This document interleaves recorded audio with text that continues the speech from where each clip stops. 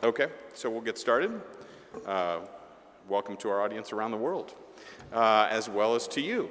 So thank you for coming. This is a great treat for all of us to be here.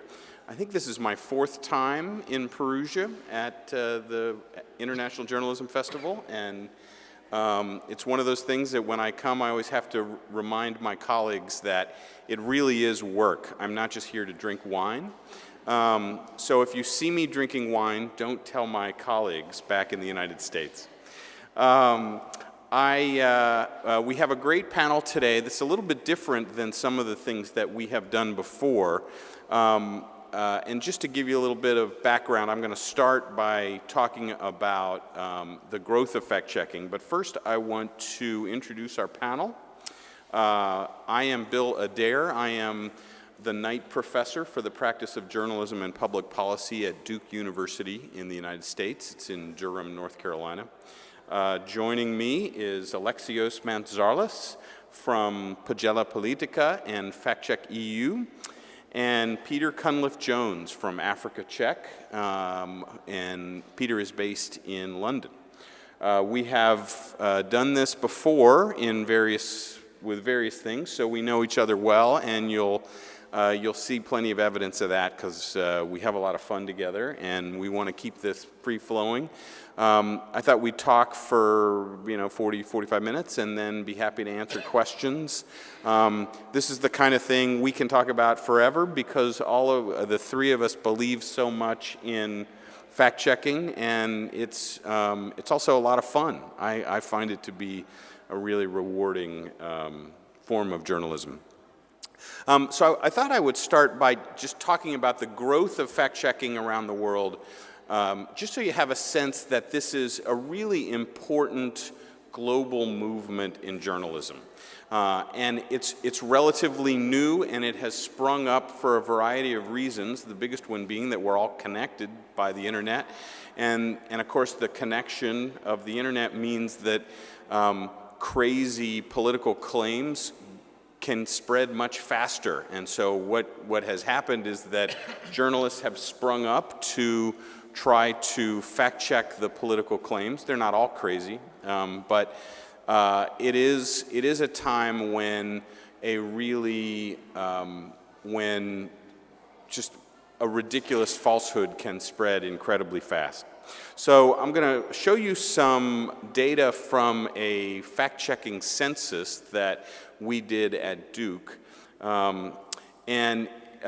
This is a map. If you go to our website, which is reporterslab.org, which I have unfortunately neglected to type on here, but reporterslab.org, you can see our database of fact checkers, and it's interactive, so you can look at it as a map, you can look at it by country, and you can see all the fact checking that's going on around the world. And as you can see here, each check mark, of course, represents a dedicated fact-checking site. When we did our census in January, we found 89 fact-checking sites that have been active in the past 3 years. We look beyond just those that are currently active because we recognize that for some news organizations, fact-checking is a campaign thing, something that they do only during political campaigns and then they stop. So 89 active in the past 3 years. There are 64 that are currently active, and rapid growth, just 30 new sites in the past year.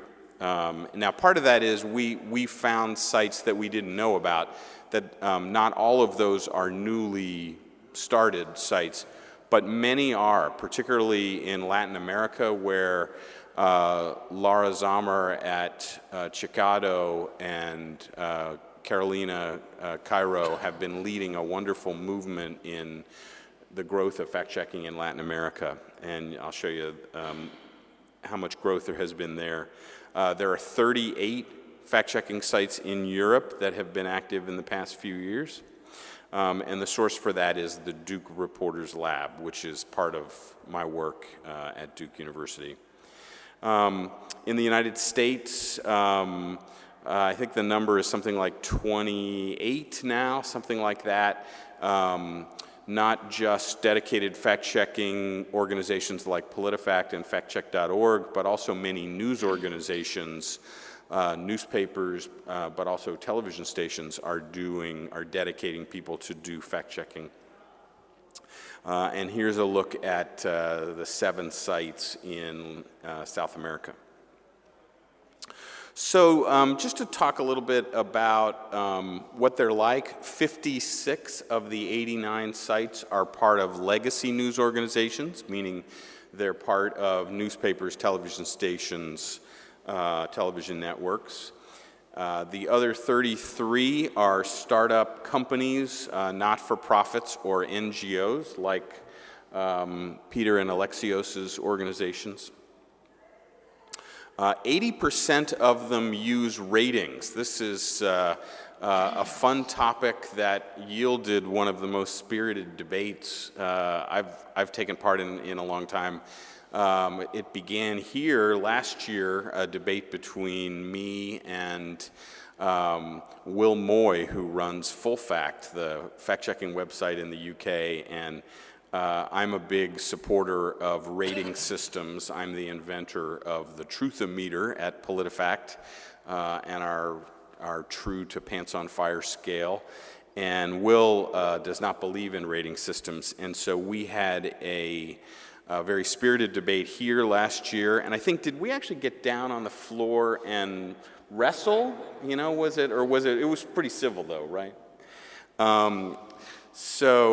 But I'm a big believer in ratings, and the Truthometer there on your left, the Pinocchio from the Washington Post in the center, and then from Alexios' site, Fact Check EU, just a couple of the ratings that he uses, rather daft, and my favorite, insane whopper.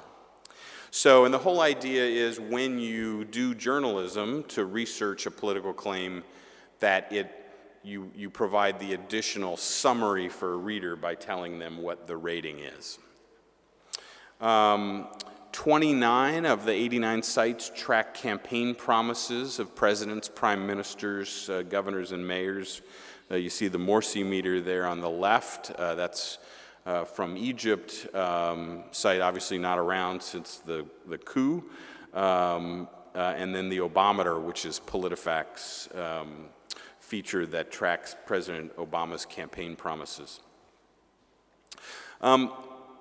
So it's important, though, to realize that the growth in fact-checking is not just in organizations like ours, that it is occurring in many, many newsrooms where a reporter who covers a beat, it might be a reporter who covers the state government, the local government, who covers a special beat like taxes or the economy, will realize that there is a claim that's being made and decide that he or she needs to fact check that. And so this kind of fact checking, you could almost call it sort of beat, we probably should give it a name, beat fact checking or something, is definitely growing. I know that just anecdotally. I don't know that we have data on it. Lucas Graves, a professor at the University of Wisconsin, has gathered some data on this, but I don't think that he has looked at it over time. Many of them are labeled fact check, and this is how we find them at PolitiFact. One of our writers aggregates all the fact checking that's going on around the United States, and so he does a search every day for the phrase fact check. And so you'll see them where it just may be a reporter who hears something and thinks, I need to fact check that. And that's what we're here to talk about today. And we're here to tell you that fact checking is not just for fact checkers, that you can do it at your news organization. You don't need a big team. You don't need to dedicate a staff to it. You don't need to build a new website. All you need are the same tools that you use when you do any kind of news reporting. It's particularly good when you have beat reporters fact-checking claims on their beat because they know the subject the best. They know when somebody says something and it's not accurate. So I just wanted to show a few examples. This was one I actually heard of last week from Peter. this was a remarkable segment on the BBC where there were reports coming out of Russia that a 10-year-old had been killed in Ukraine because of shelling. And this was part of the propaganda from Russia to try to suggest that because Ukraine was resisting and was engaged in this war, that innocent children were dying. And so the BBC reporter did a marvelous job at just going town to town, interviewing people around the town. Who knows the 10-year-old? And she couldn't find anyone and concluded that it was just, there was no truth to it. This was one done by the Wall Street Journal. Rand Paul, who is a United States senator who is running for president, he is an opponent of the Federal Reserve Bank, and he makes a lot of claims about the Fed, as we call it, and the Wall Street Journal checked many of them and found that generally they were not true. And this was a very good article written by a reporter who really knows the Fed, and so he was able to bring some real expertise to it. This was one by the Associated Press. The Associated Press does a lot of fact-checking, but it isn't branded in any single place. The Associated Press provides content, as I'm sure you all know, to news organizations around the world, and so and they do regular fact checks by their beat reporters. And then finally, this is one by a newspaper in Iowa. Iowa is one of the early states in our presidential primary. And you know, our presidential election campaign process just takes about 10 years from the time the candidates first start running until we finally have the election. And so this is one of the early fact checks. So with that, I'm going to turn it over to these guys, and we can talk a little bit. I think Peter's going to talk about Africa Check, and I'll put that up on the screen here. So Peter is not just a fact checker, but also an evangelist for fact checking, and so he's trying to spread the faith throughout Africa. Sure. Well, there's a long and unhappy history of evangelists going to Africa, so I probably won't pursue that too much. But I mean, to explain, I work for the AFP news agency, for the AFP Foundation, which is the non-profit arm of AFP. And 3 years ago, we set up Africa Check, which isn't up there, but might be at some point. Website up on, there we go. It's looking very nice on there. There we go.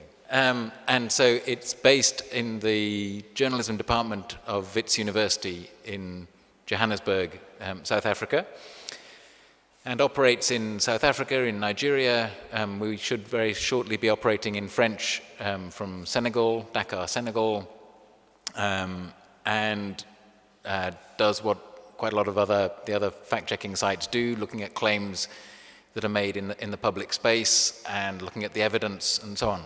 And they then have been picked up in the media. We give these out, we make them available and send them out to media houses. So they get used, they get carried very widely in all the main South African media. Our researchers then get called on radio and TV and so on. And so there's a very significant increase in the understanding of what fact-checking is since we've been starting doing this in the South African media. But sort of more than that, we wanted, as Bill was saying, we wanted to encourage, to evangelize, to encourage fact-checking and to enable fact-checking, because you can't have.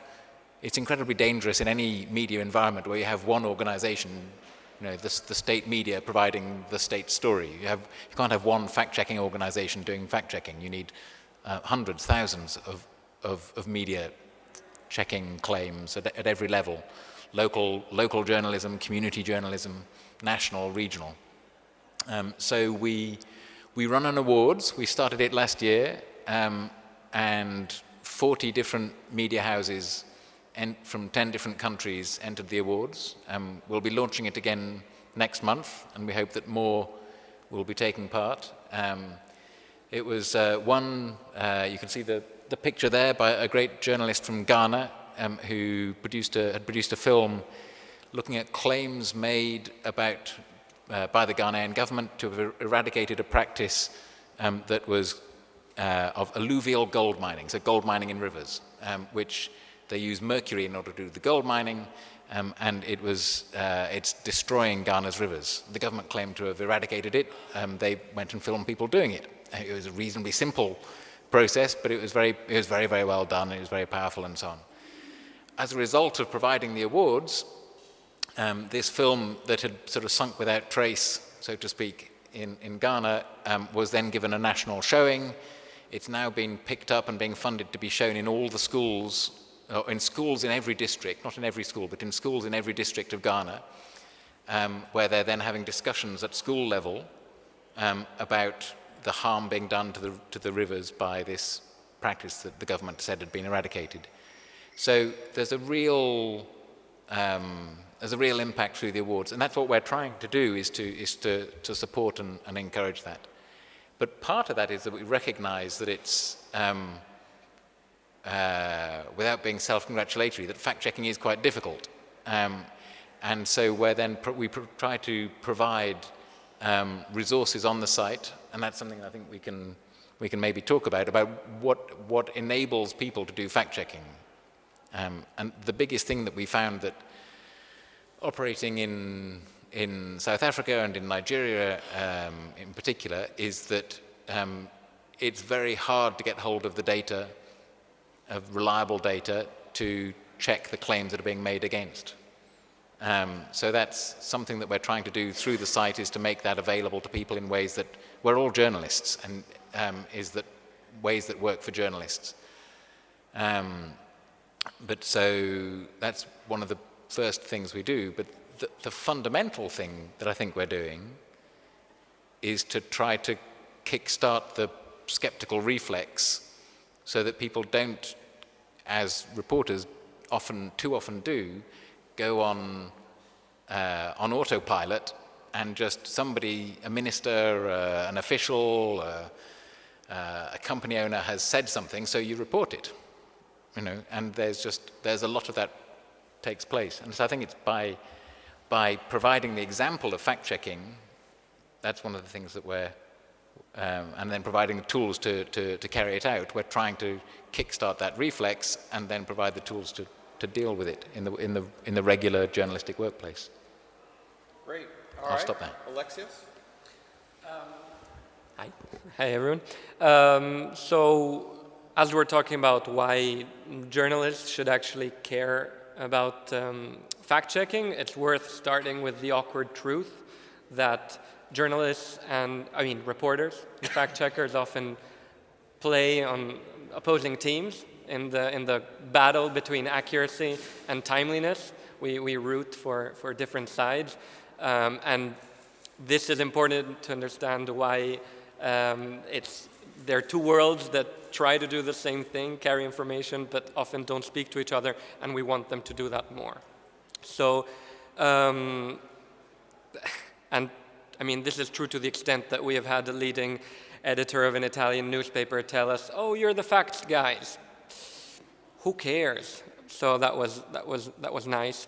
But just as reporters need more facts, so fact checkers need to be more relevant to the news that are going on right now. It's no point if you prepare a beautiful fact check that is 3 days late on the news cycle. It's not going to be useful for the people who are discussing the news at that time.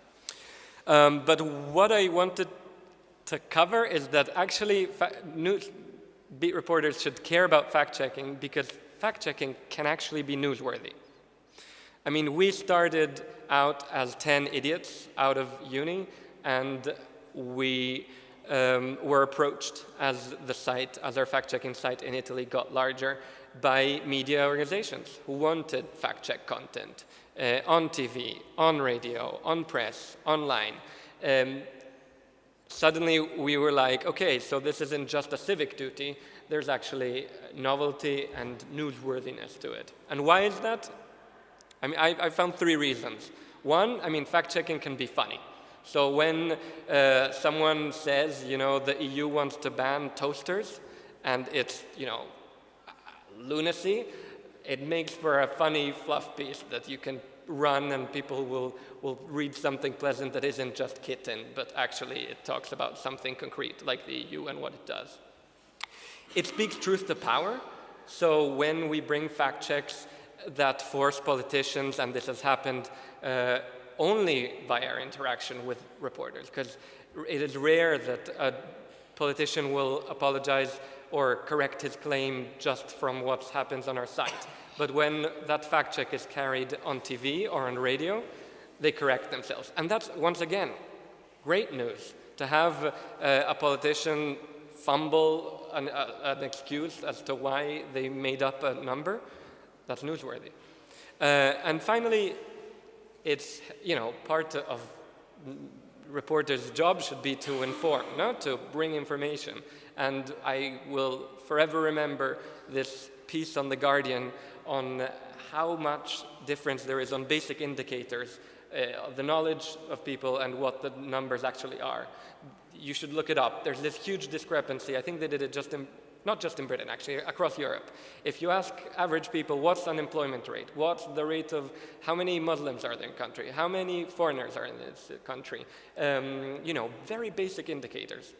And people just don't know. So actually, fact-checking, bringing facts to the table is not just being, you know, boring and a guy who just can't have a laugh. You're bringing information that is needed.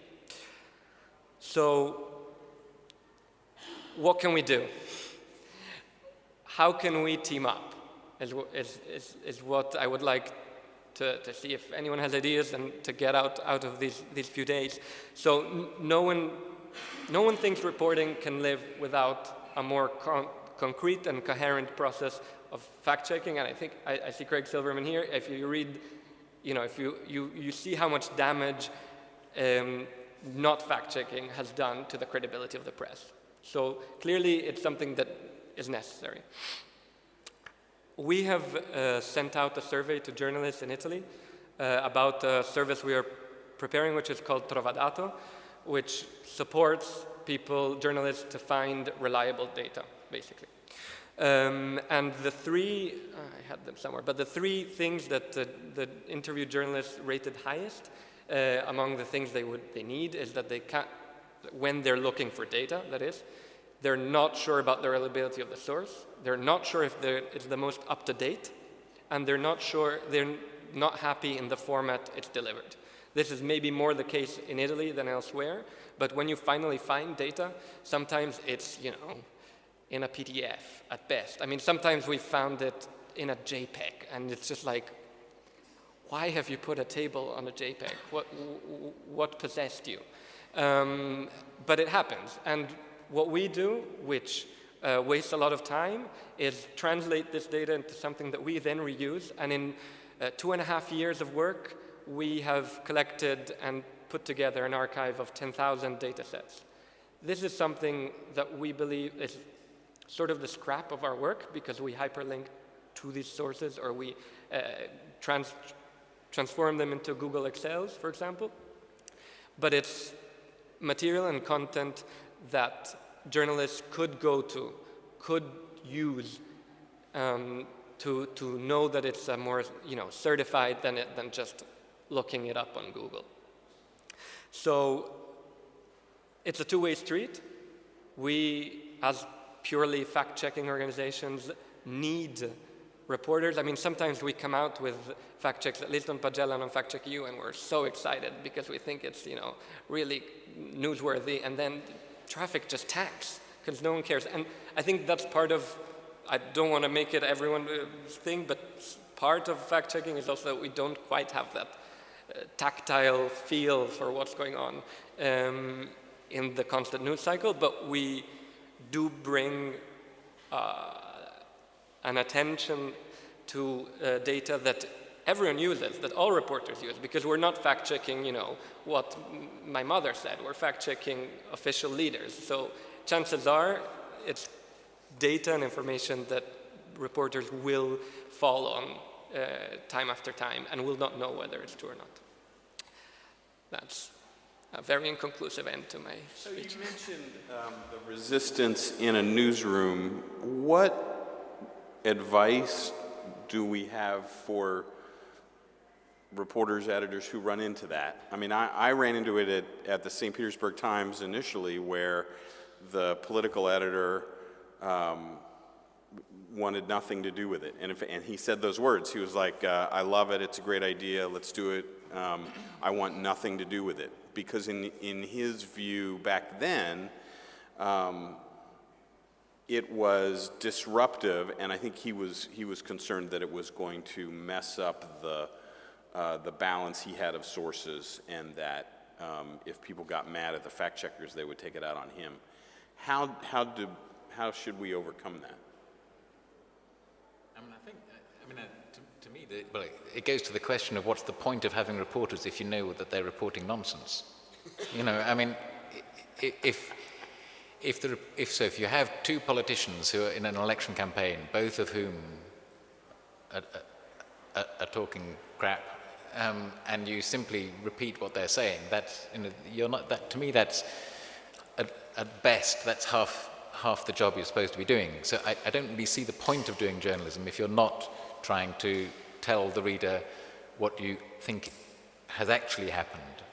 I mean, I was just talking earlier to somebody who works with us in Nigeria who's here today, and he was talking about the new person in charge of the main statistics agency in Nigeria, who's a real reformist and who's taken a very moribund organization and has revised it over the last 2 or 3 years. And it's really starting from a very low base. It's come on a long way. And Tolu, my colleague, was saying that he'd gone and interviewed him for a newspaper, and the man had said, listen, I'll talk to you quite a lot off the record, and I'll give you names so that you know if I disappear, this is why. Because he said, I come out with poverty statistics. Nigeria has 36 states. He said, I come out with poverty statistics for all the states. And immediately I do that, I get the governors phoning up and saying, you can't put that out. It might be true, but you can't put that out. I'm telling people that in fact poverty is improving and this way. Well, I think if he can stand up to, there's only one of him, and the point is that there is a growing movement of fact-checking organizations that are doing this. It's being picked up, and there's Tolu. I was just telling this story about the challenge of statistics in Nigeria, but there's a growing number of organizations like ourselves. We put out these reports. They're widely picked up in the media, so they're running that sort of content. And I think that in the end, if newspapers are knowingly putting out bullshit in the paper, then or the radio or whatever it is, it totally devalues what they're doing. But there's safety in numbers. That the more who do it, the more accepted it becomes as a part of what journalism has to be about. Then the better it is. So if you encounter that kind of resistance from somebody. And I should say about the political editor at my paper, he pretty quickly after we launched realized it was complementary to his work and became a great promoter for us and also a great source of things that we would fact check. So he would hear something, he still does this, and he will tweet, here's the quote, PolitiFact, ? But when you get, what about at the editing level? When you deal with news organizations in Africa, do you get editors who are like, that sounds like that's going to make a lot of people angry, I don't want to get into it? They don't tend to tell us that. So people don't know. They may or may not use what we put out. They're free to do that. But not really. I mean, the reaction really has been hugely positive. If I go through our Twitter followers, for example, it's the vast, or a disproportionately high number are journalists. Journalists love this because it's what journalism is supposed to be about. Most people don't go into journalism saying, I think I'll go in order to tell half the truth about the world I see. You might go in for lots of misguided reasons, the money, the fame, and all of it, or you go in, most people, if they go in, it's because they want to describe their world as they see it. And so I think there's a basic instinct that a lot of people have, but that journalists certainly have, that you want to tell the truth. So we've so far had, and we operate, I should say, for all the flaws. I mean, we operate primarily in South Africa, in Nigeria. They have many flaws to the information systems in those countries, but they are relatively free. If we were operating in Eritrea, for example, in Ethiopia, in Rwanda, perhaps, that there are some climates that would be much harder, and I think sensible people would be more cautious about that and so on. But where you don't have those sorts of threats, what we're doing, journalists love it, readers love it.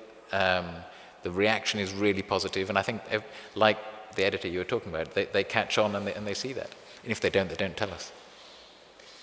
Alexios, can anybody fact check? Can any reporter jump in and do this? What's your sense of how much training, manuals, how hard is it for a beat reporter to jump in and do it? So I come to this question from the Fact Check EU perspective, actually. On the European side, which is a spin-off of Pagella Politica, we have tried to crowd source part of our work. So users help us fact check. Nothing that the crowd writes goes entirely unpeer-reviewed onto the website, but they do help us find the data. I think people can find the data actually a lot of the time. I think it depends from country to country, and actually even Italy is a pretty terrible country to find the data, but elsewhere in Europe, I mean, I love the UK statistical bodies, but what's maybe trickier is the process of justifying, if you have a verdict, of why you are going one side or the other. Because finding relevant data, and everyone can try that. If I can, on the previous question, I'm afraid it is an issue in the sense that in TV, which we've now had second year running a collaboration with a big TV show, there are a lot of times when we're told, but I don't know if do we really want to tell that guy that was a total lie?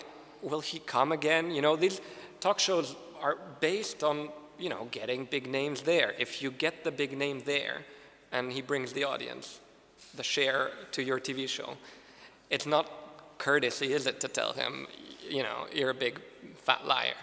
But the flip side is that, one, it's good TV, too. So actually that kind of attenuates. And what has helped with us, in a way, is that if you isolate the fact-checking, make it into a bit of a skit, nearly. I don't want to say that, I mean, we use some humor, as much humor as you can use with, GDP growth. But you try to make it into a bit of a routine, kind of, in which they can't really get angry with the person. It's just something you go through. You guys bring more humor to the discussion of GDP growth, I think, than anyone I've ever known. I'll take that. So we should explain how unique these segments are that you do. So most of the TV segments in the United States, in fact, pretty much all of them that I've ever seen or taken part in, are a reporter goes on camera and is asked, often they'll play a little video of the statement, and then then they come back to the reporter and they'll say, so you found that false, can you explain why? And it's a pretty short segment. Your segment, explain a little bit about how this works, that you have, it is in an in-depth discussion of a single fact check. You usually bring in the person who made the claim, and there's a lot of back and forth. It's like grilling the fact checker. So yeah, let me premise that it's a lot of hard work, working especially with public TV. I was very impressed that it would have been a guy that was ready to do something as, in a way, dangerous as fact-checking.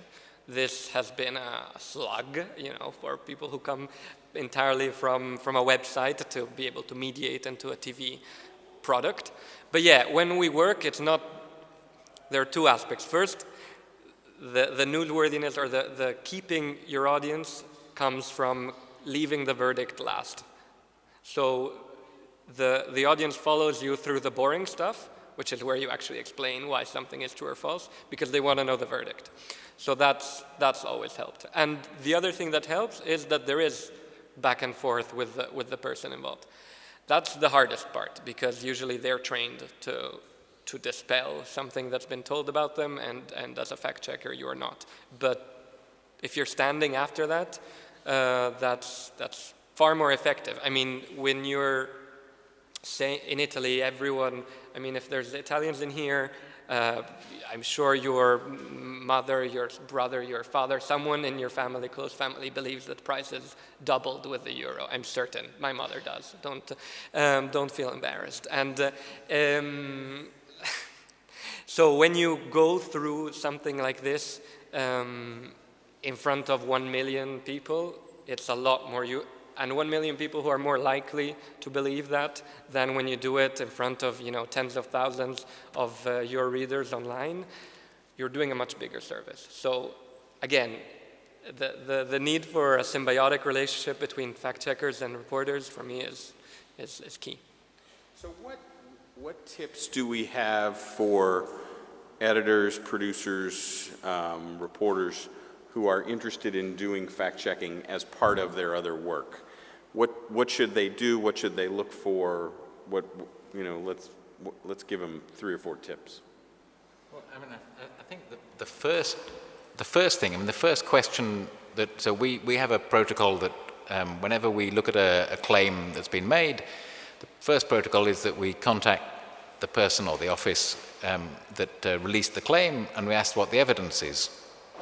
And the first simplest thing, if you're doing a live Q&A on radio or TV or whatever you're doing, is the minister who provided no evidence for the claim said such and such. That's fact checking. If you're working for 24-hour radio, you can't necessarily spend all the time that fact-checking organizations do looking into the statistics, but you know that the minister's made a big claim, and if if they don't provide you with any evidence, or if they didn't in their speech or in their statement provide you with any evidence, you can say that, and that's the most basic, the most important, fundamental thing that time and again you don't see appearing in the papers, on the radio, or whatever. I agree, and I love that idea, and I think we should start a campaign to, that should be a basic, one of the who, what, where, when, how did you get the data? What's your source? So I think, and I agree with you completely. How many stories have you read where a reporter will let somebody get away completely with making some claim and provide nothing to back it up, Alexios, what tips do you have? One thing that I am always surprised is how helpful people who crunch the data are. Like, if you reach out to someone at the statistical office or at Frontex, or, find the person who actually manages those data sets, they are always very, very happy actually to help you, to walk you through that, how that data is to be presented. Because imagine these poor people, they live most of their time pushing out data that is misrepresented. I know this for a fact because in Italy, the Italian Statistical Office has had to change the way it publishes youth unemployment figures, because they would say the youth unemployment rate is 40%. The titles would all be 4 out of 10 young people in Italy are unemployed. That's not true. Those are two different things. Youth unemployment rate excludes students. In the age bracket 15 to 24, that's a lot of people. So you can't say 4 out of 10 people are unemployed. And this is, something that statisticians, they're just hungering to present to have their data presented correctly. Now, in the U.S., we often find statisticians don't want to be quoted. Do you guys find that too in your countries? I mean, they'll help you, but they don't want to be mentioned in the article. Yeah, I mean, so Africa Check is based, very deliberately in South Africa, is based in the department of a university, and so a lot of the time we're quoting academics who love being quoted, and by the way, the paper I wrote about this it can be found on this link, and my book on Amazon is. So yes, it may be the statistician who walks you through it, but then you'll get an explanation of it from an academic, or it's not. And they are very useful because they can put it in context and so on. But going to the point about that Alexios was making, I think that beyond the fundamental thing that if somebody says something, ask them for the evidence. Which shouldn't be rocket science, is actually, look, most people who go into the media, whether it's from a print perspective or radio or what have you, do not do so with maths degrees.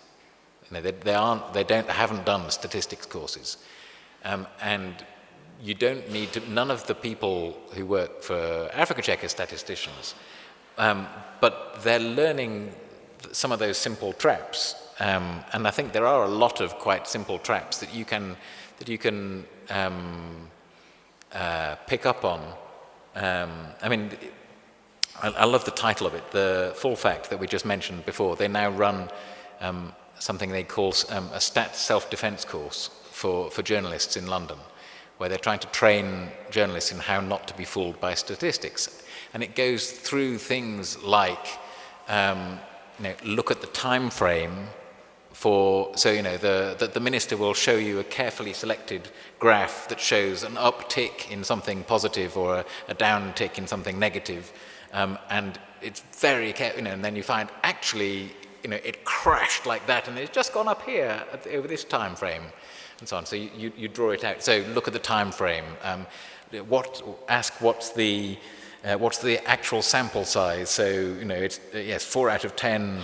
When all of these people are taken out of the network, therefore it's not actually 4 out of 10 of the entire population. All those sorts of things which a year doing fact-checking teaches you to look for immediately. But I don't think they are a natural reflex of journalists. And so that's the first thing. And we try to provide through our sort of how to fact-check section of our site is some understanding of basic how to defend yourself in the sort of blizzard of statistics from a crafty politician. So we got about 10 minutes left. Be happy to take questions or comments from anybody. Or go for a glass of wine. Yeah, or we'll just go for a glass of wine. Mm-hmm. Any questions? All right. Craig Hello. Silverman.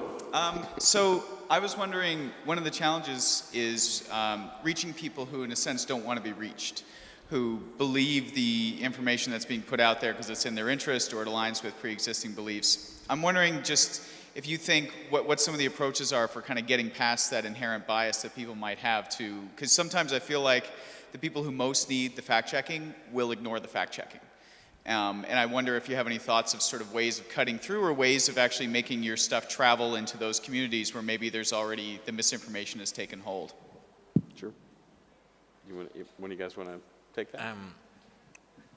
So even if I take an example that Africa Check worked with, we work a lot around claims that are made around issues of crime and race in South Africa.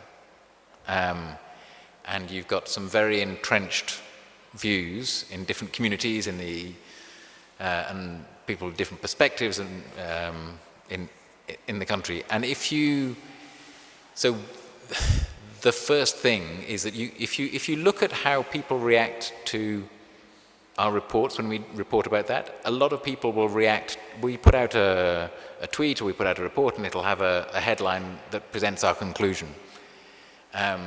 And we do that in part because we don't expect most people to work through, as you were saying, to work through all of the evidence. And so we say, right, so look, the first thing is we tell you the conclusion, and then we say, right, what was the premise that we looked at that on? And then we walk you through it, and then we explain, right, so this is the more in-depth conclusion. In a lot of ways, I think that's, it works for one audience and it doesn't work for the other, because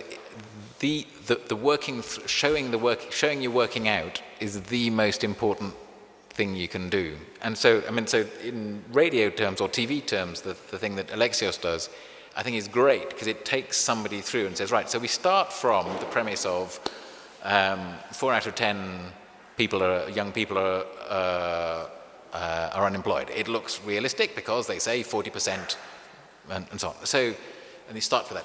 Oh, but hold on, this. And then but hold on, what about that? And then you go through a series of steps and right, so that's your conclusion. And if you get a chance to do that, and to me, the best chance is to try to think through or to be able to use a variety of different formats to get material out. So we work very hard to get on radio, to get on TV, as well as putting stuff out that'll go on websites and so on. But it is the way to do it, I think, is to present it as much as possible in a way that enables you to show you're working out before you reveal the conclusion. Yeah, this is obviously something that we sometimes stay up at night on, in the sense that we've seen research that says the closer a belief is to you personally, the less you'll believe anything that contradicts that. And again, the fact that I can't, for the life of me, convince my mother that prices with the euro have not doubled is anecdotal evidence of this. But perhaps I will have an answer in 6 months' time, when we're partnering up with a poli-sci professor at the University of Dartmouth to see whether different ways that you structure, you present your fact checks, whether there are certain cues that you should or shouldn't use. So, I don't know how familiar you are with Italian politics, but I'm sure everyone knows Berlusconi. So if you're a Berlusconi fan, will it help or hinder your clicking through to the fact check if you see that it's Berlusconi and it's a big pants on fire under? Will it help or hinder if there's already some kind of explanation but not the actual verdict? Are you inherently going to the fact checks that confirm your own partisan beliefs? So I don't know. I suspect that there is some self-selecting. I hope and trust that there are ways that you can structure the way you present it to work against that. I think there are. There's already. I think there are quite a lot of studies being done into how you. So there was a study that was sent around amongst fact-checking organizations a few weeks ago, saying essentially, if you present the information that is right as your headline, as your lead point, as your lead, rather than, I mean, what we tend to do is to say, ha ha, this person has got it wrong on that. And people love that, particularly if they agree, if they don't like that person, if they want it. So that draws in a lot of audience, and we say, right, we've got audience, then we're doing our job. But actually, if your thing is, it's only 2.5 people out of 10 are, 2.5 young people out of 10, or 2 people out of, how do you have a half person? Two people out of 10 are young people are unemployed in Italy, then they will come away with a greater understanding of the truth than if you say this minister was wrong to say, this official was wrong to say it's 4 out of 10. If it's, because you say that, people come away with the wrong impression. But I think there's quite a lot of work being done to look into how you maximize the understanding of the truth. I think that is so important. I was talking to the PolitiFact editor about this yesterday. Sometimes I think as fact checkers we have a tendency only to write about the falsehoods, and then I think we distort people's view of the discourse because they think, those liars, they lie all the time. Well, they get a lot of stuff right, you know. And so one thing we did from the start with PolitiFact was, if we were curious about it, if it was a claim where a reasonable person would hear it and wonder, is that true?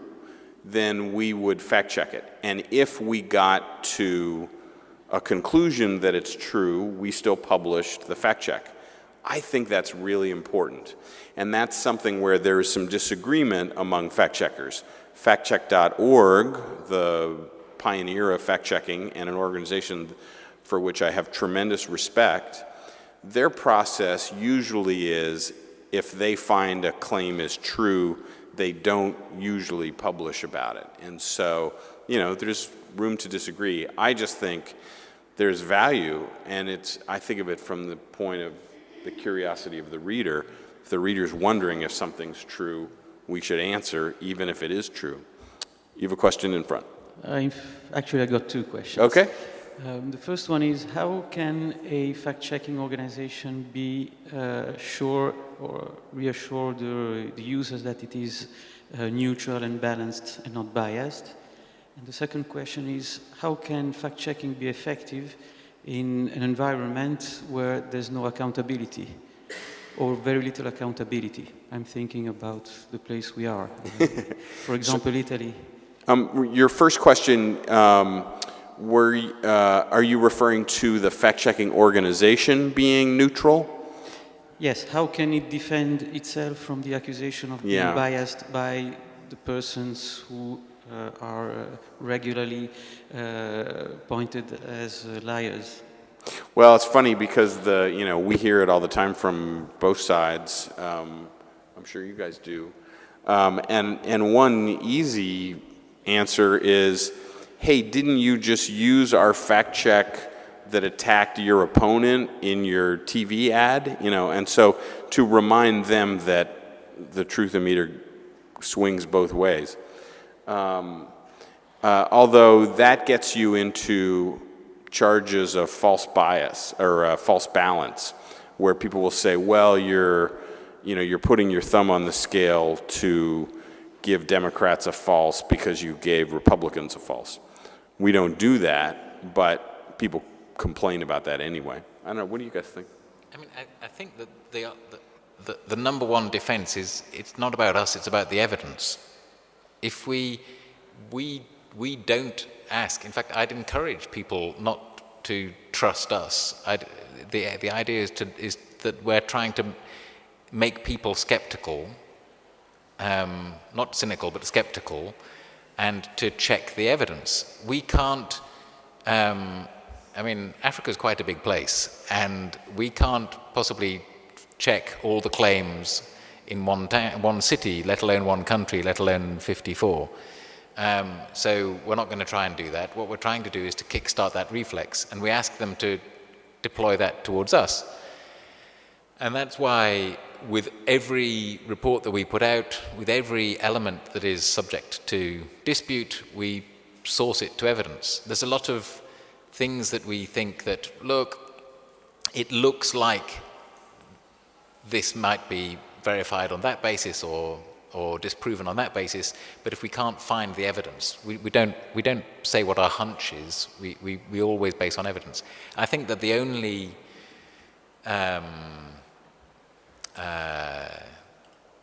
real defense of the charge of bias is a proper study of your work, and is your evidence, are your conclusions based on what statisticians will tell you are sound evidence? So regarding neutrality, we started off at Pagella Politica with, we were young, I'm sorry, we believed things, that we would be able to cover every fact-based statement of the select group of politicians that we were following. 2 years in, we have a backlog that is larger than the amount of fact checks we published. So that, unfortunately, is not the solution. I think it's a mixture of what Bill and Peter said. You need, time helps. We launched close to the 2013 elections. We got insulted by supporters of Grillo, by supporters of Berlusconi, by supporters of Bersani. By the time we'd gone full circle and were slaves to every possible lobby in the country, that started going away. We also really, really push the idea that, hey, reader, don't trust us. We are going to put hyperlinks to every source that we mention, and I am shocked that journalists in other publications still don't do it in 2015. And we have a corrections page, so that we are now going to anchor to our homepage. So, we've been wrong. We invite you to correct us. We will do our best to do that. It's particularly embarrassing when you're a fact checker, and that's the thing you do, and you need to correct yourself, but that's one thing. Regarding the accountability, just one thing, if you have time. Because it's about Italy, in a context where there is no accountability mechanisms, then you're the mechanism, or you're a tiny cog in the mechanism that will come. So it's frustrating because the readers tell you, I don't care if he lies. Leading daily editors tell you, no one cares about the facts. So it's a slug, but yeah, we do that too. I agree, and I think I'm very encouraged about the anecdotes we hear about that show that we're holding them accountable and that they are responding. Things like a city official from Atlanta came up to me at a dinner and said, hey, I got a story to tell you. The mayor of Atlanta called us all into his office and said, I never want to get a rating from PolitiFact that is lower than mostly true. Don't, check everything you do. Don't let me make mistakes, And so they care, and some of them care. And they pay attention. I think as fact-checking gets better known, as Peter has seen in Africa, just the growth of Africa Check in 2 years, people know what Africa Check is now, and they're aware if they get called out. So I'm encouraged on that front. We need to wrap up, but we'd be happy to talk to anybody afterward, and we're going to be around for all of us. Peter's got to go back, but Alexios and I will be around for the next 2 days, so be happy to talk to you further. Thank you so much. Thank you.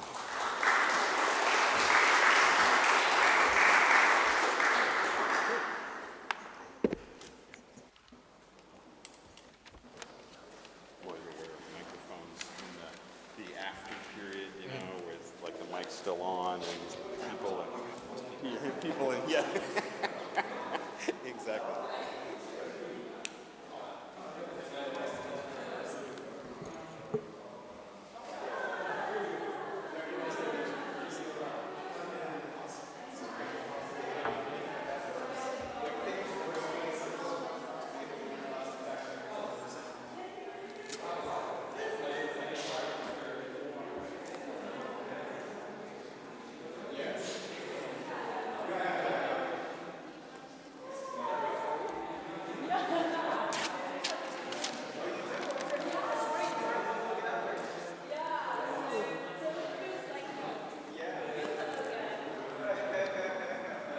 It's funny, I saw Margot at the, well, Craig was there.